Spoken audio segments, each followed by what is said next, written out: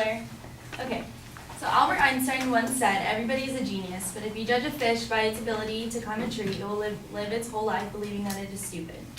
The topic I've chosen to speak about is standardized testing. Standardized testing is an inaccurate assessment for the vast spectrum of students. I'm going to be talking about teachers teaching to the test. Standardized testing is a thing of the past, and the use of this testing has failed to improve students' education and schools' programs. So teachers teaching to the test. Standardized testing not only hinders students' learning ability and experience, but it takes a toll on teachers in their stability and sanity in their profession. Teachers are pressured to make their students perform well in order for them to keep their jobs or for the schools to be ranked higher amongst others. They have to rely on repetitive and relentless test prep materials and workbooks.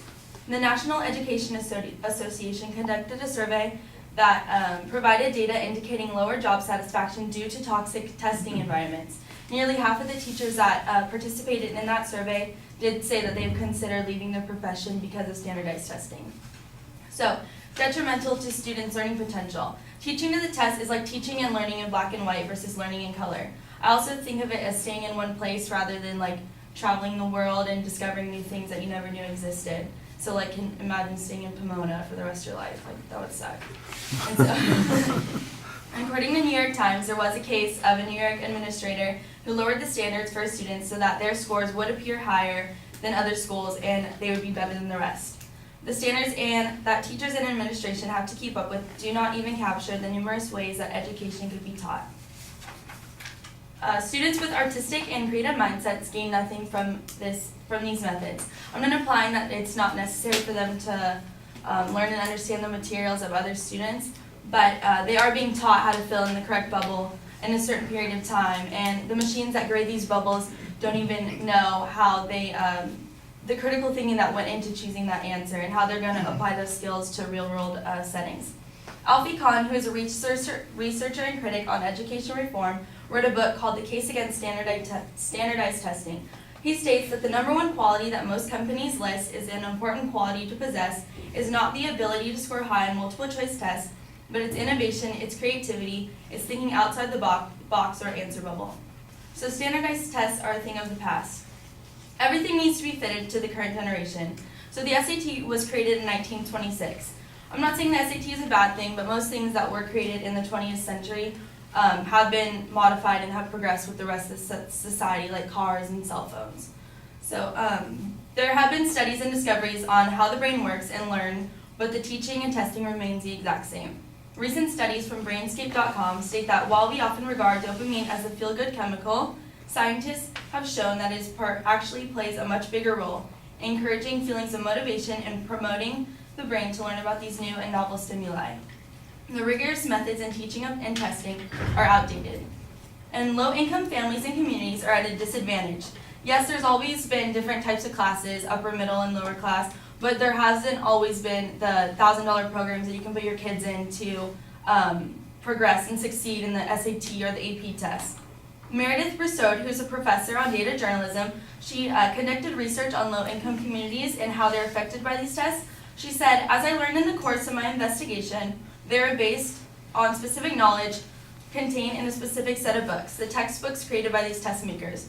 So it's basically saying if you can't afford the books, then you have no chance of being successful. And then my last subtopic is going to be the use of standardized testing to improve schools and students' education has failed. So I'm going to compare the United States educational system with Finland's educational system. Finnish students take one standardized test their entire time and throughout primary and secondary school, while students in the United States take tests starting at 3rd grade throughout the rest of their schooling career. You'd think that the amount of time and energy that we spend on standardized tests that we'd be the smartest in the world, but according to the results of the Program for International Student Assessment, those tests are not necessary. Finland is ranked 12th, while the United States is ranked 36th. Standardized testing causes severe stress and anxiety.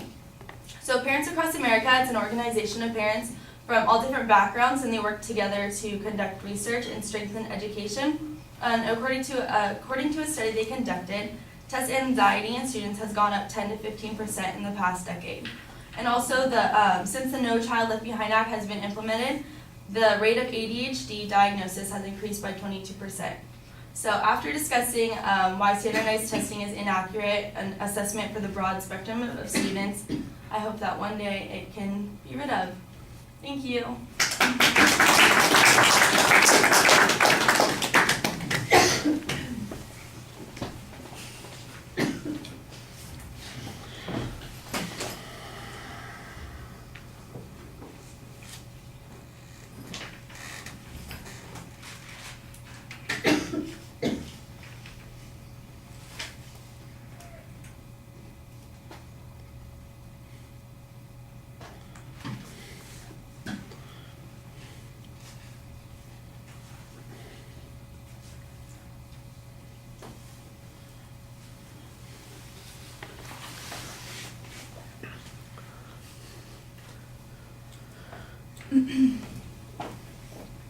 Taylor, I think you actually have a better argument than the one that I heard. I just think the problem that is going on here is you rush so much at the beginning that by the time your argument starts to settle down, you're halfway done, and you've kind of lost a little bit of your organizational structure. Because I can see that you've got a preview, I can see that you had secondary points, but you dash through all of that.